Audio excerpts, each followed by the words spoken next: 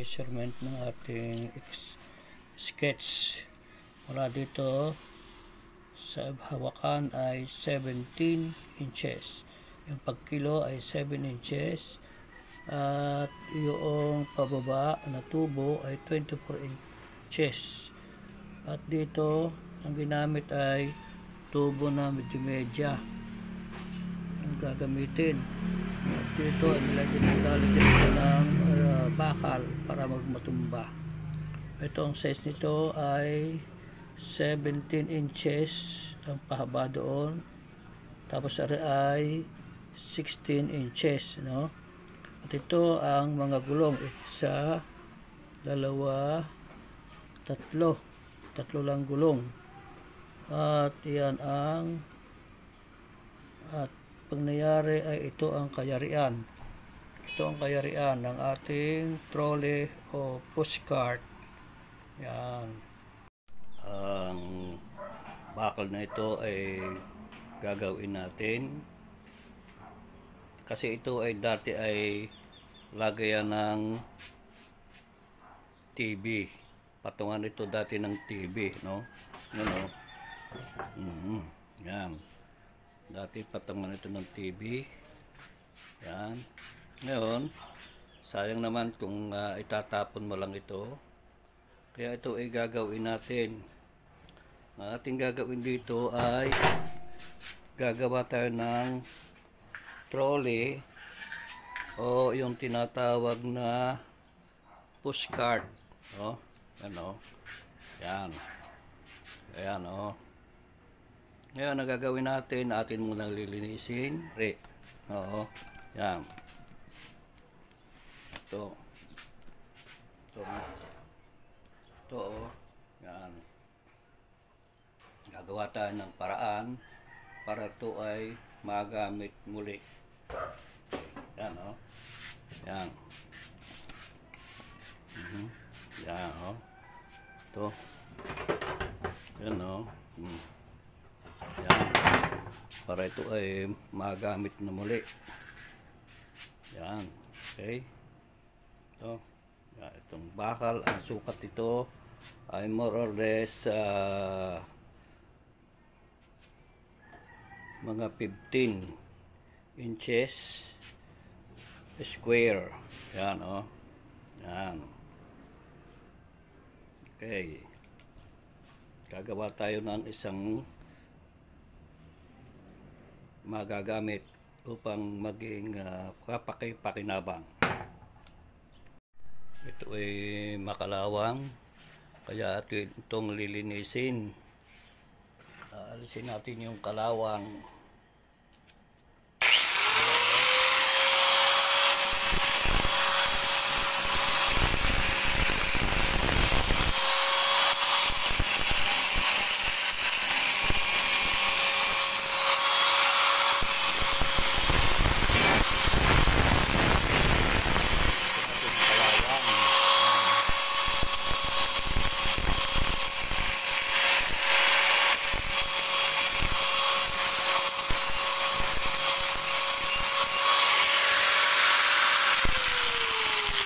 Dahil napakatagal nang naka-stock at nabot na ito ng ulan, kaya ito ay ating nililinis at ating ginagrind para maalis yung kalawang.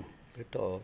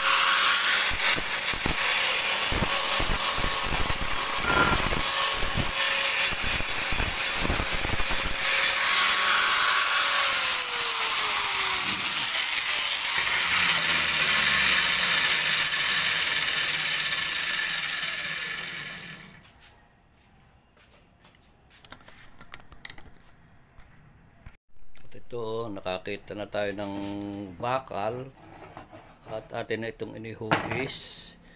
Ano, para ikakabit natin ito. Medyo ayusin na lang natin ang kanyang pangakilo. Okay, ha? Ito, oh. Unit na lang natin.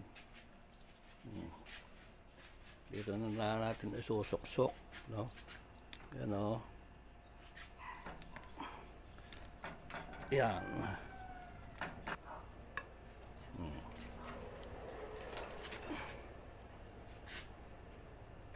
Yan, gumagamit lang tayo ng isang sa may parte ng ating gate.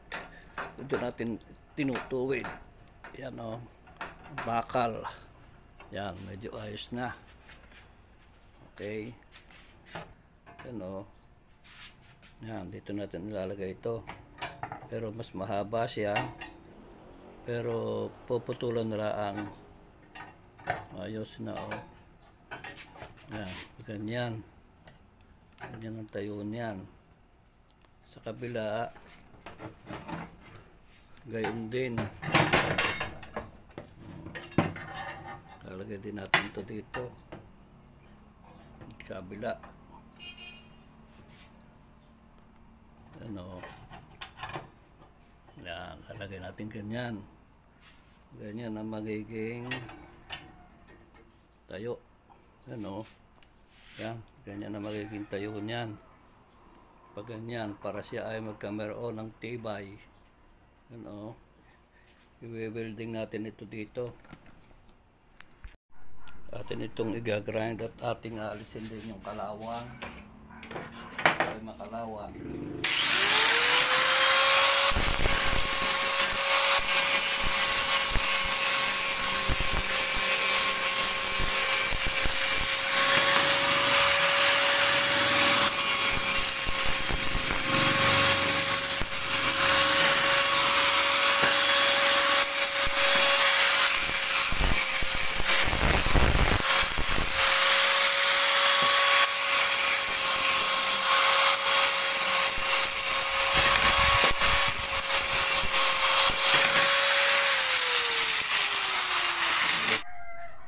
Para ito ay maging pushcart, ay gagawa tayo ng ating handle. Ito, oh.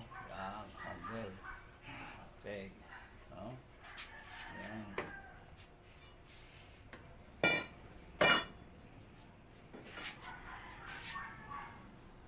Ito ay ating nililinis at pagkatapos ito ay gagawin nating handle, no? Mga tubong ito. Yan, no? Gawin natin itong handle. Pagduduktong natin at ating i-welding. Gagamit tayo ng welding machine. Ito, tayo ng welding machine. Tapos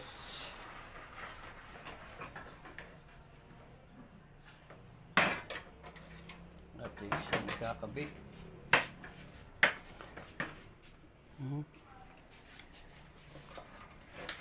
Natin dito, oh. Yan. Ito aray sa hanapin natin yung positive, kung nasan yung positive. Ito, yan, oh. Yan, oh. May nakalagay na positive.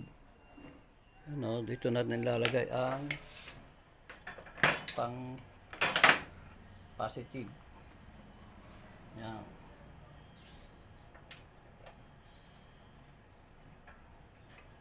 Tapos yung ground ay magiging negative ground.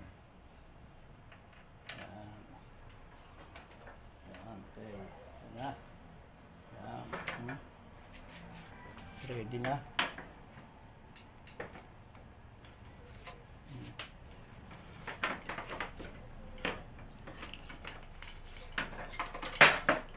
Ready na. Ready na. Tapos pipihinit natin na ganyan. Kilo. Yan. Yan. Dito natin tinilo ito. Yan. Kaya ito ay magkorte na ito ng bakal na kiluna. Yan o, kiluna siya. Ito natin kililo sa ating gate. Ito o, yan.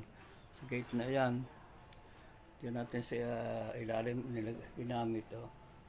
Ayan.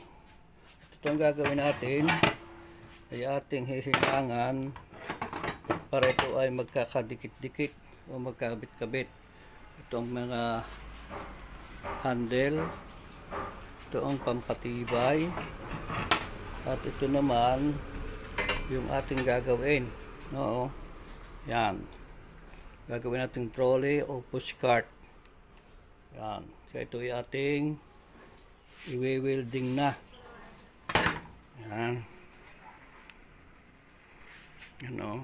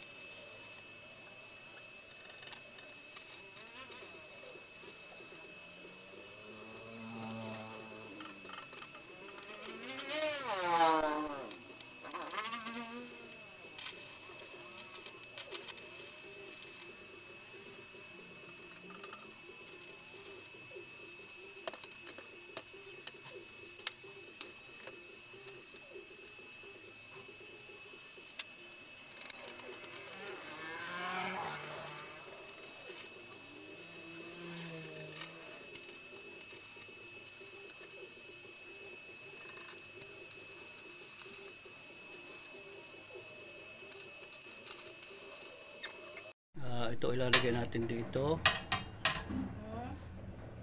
Okay, ilalagay natin dito.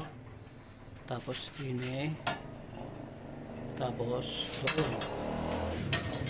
Suot natin.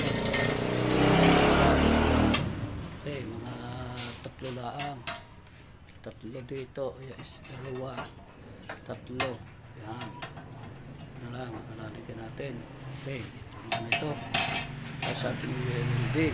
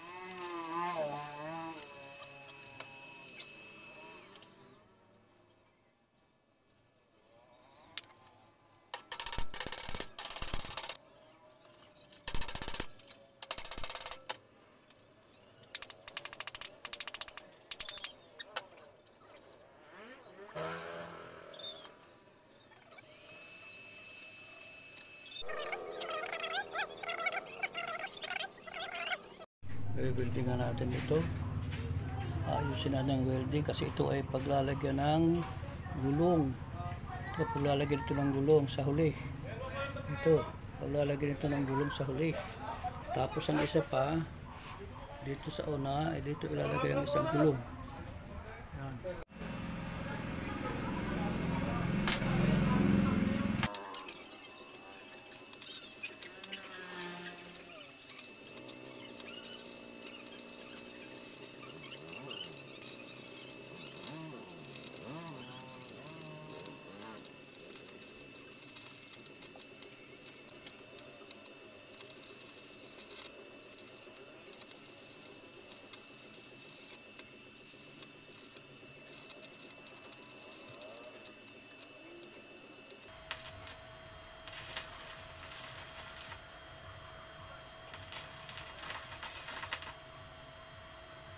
Ito ang last na ikakabit natin, taga ng gulong na ito para tapos na. Isa na lang ating i-welding o ihihinang, yan na lang isa ngayon sa una at siguro ito yung matatapos na. Okay, sige, i-welding na natin. Isa na itong trolley katulad ng nasa baba, yun ay kabitan ng TV patungan, at ito mga bakal-bakal Sinadang welding kasi ito ay paglalagyan ng gulong. Ito, paglalagyan ito ng gulong sa huli. Ito, paglalagyan ito ng gulong sa huli.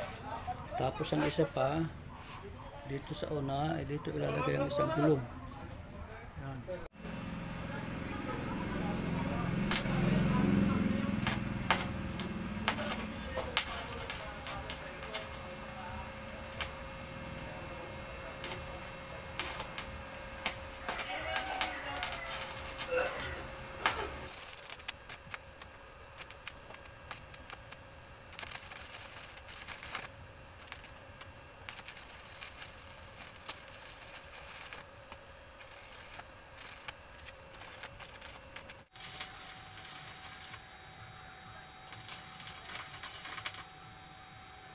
Ito ang last na ikakabit natin, taga ng gulong na ito para tapos na. Isa na lang ating i-welding o ihihinang, yan na lang isa ngayon sa una at siguro ito yung matatapos na. Okay, sige, i-welding na natin. Isa na itong trolley katulad ng nasa baba, yun ay kabitan ng TV patungan, at ito mga bakal-bakal na Iga-grinder natin ito. Oo. Iga-grinder.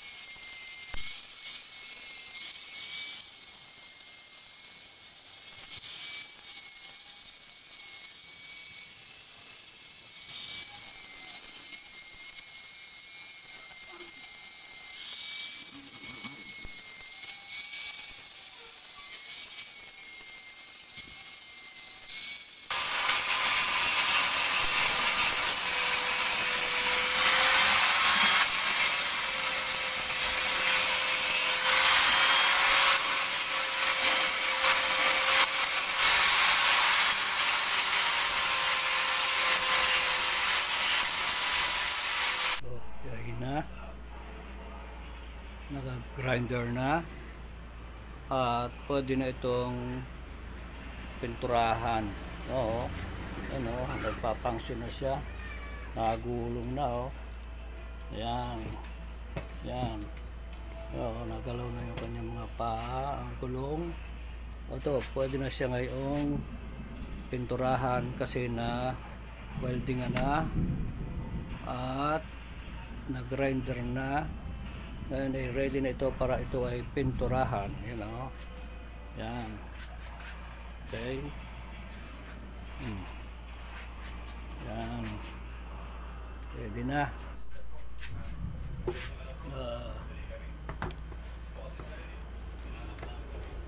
Talagyan muna natin ito ng primer.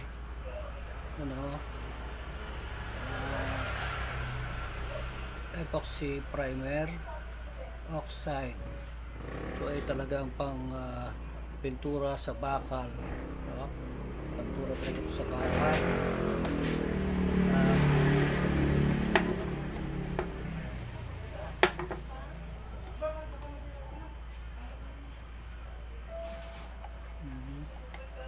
Pintura talaga ito sa bakal. Ito ang red leaf.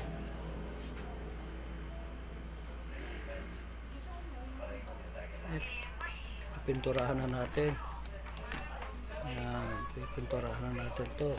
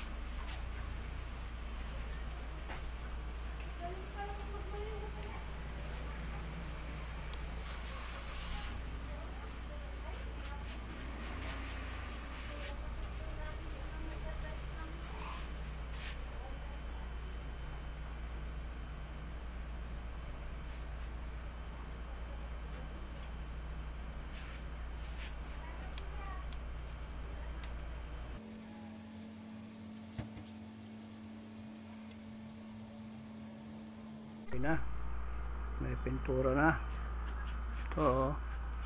Yan, itong ating trolley o ang tinatawag natin na postcard. Yan, okay, ha, pinturado na. Ito ng primer, ito yung talagang panglagay sa kalawang, tapos pinipintura ito para huwag kalawangin. Tapos pipinturahan uli ng ibang kulay. Okay, yan. Ang trolley, ang ating postcard. Okay na. Binilad natin para matuyo agad ang pintura. Yan, ang ating trolley at postcard. Meron na siyang timer. Pwede pagpintura ang kauli ito. Ang isang kulay.